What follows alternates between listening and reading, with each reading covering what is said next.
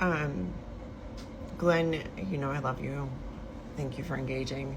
I just want to address this though, because I think we are so quick to currently judge our situation, but we didn't know that there were other things that were happening prior to our current, or we've chosen to ignore it, or people just weren't talking about it. So let's look at it for a second. This is a century of ensuring safe foods and cosmetics, and it goes into a lot of the things that were used in agriculture prior to our current. And there are other articles that talk about the last 300 years of food processing and what dangers were in our food. And if you look at this, there were chemicals being used in 1913 in our food, and you can see here under the 1906 Pure Food and Drug Act, they talk about different things. So obviously it was a problem prior to now. This article, 11 pages long, goes on to talk about how in 1907 the Agricultural Department issued food inspection decisions which included 7 colors approved for use in food. That was in 1907. So all the chemicals and garbage in our food started way before now. We're just more aware of it now and the level of toxicity that we have. The other thing that we are more aware of is that there is more quick, convenient food-like substance options. The original adoption of some of those policies back in 1903, 1906, 1907, 1913, those were all different adoptions of different chemicals allowed to be in our food, food dyes, etc., was revised again in 1938. Well, that's when the process started, but it took them actually 5 years of fighting with Congress to decide what was reasonably safe in our food.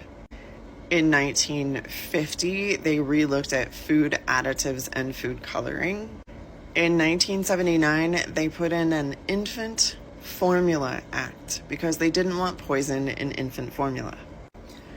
In 1913, when this book was written, that this comment is responding to a video from, there were 10,000 pesticides on the market. 10,000.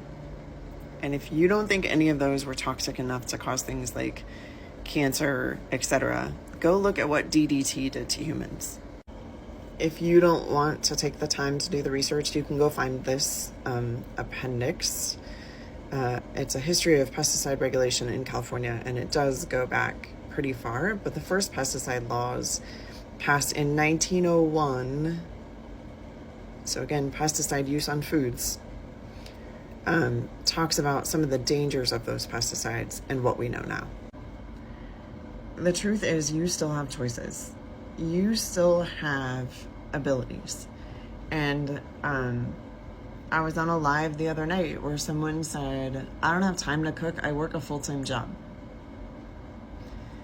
I work a full-time job. I work out. I cook meals. I make my own bread. I make my own, like anything that happens to do with bread. So burgers, burger buns, I'm making my own English muffins, all of that. I'm making it all myself. And I have 2 children who are very busy. I make a home-cooked meal pretty much every night. We go out to eat once a month, maybe.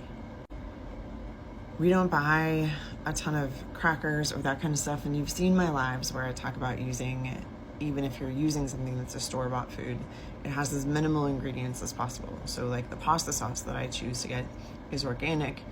It has 5 ingredients in it. I can pronounce every single ingredient.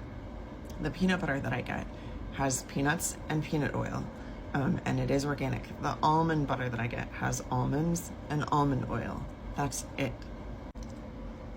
The basics are, you still have choices to make, and you can prevent things. You just have to make those choices and be deliberate about them.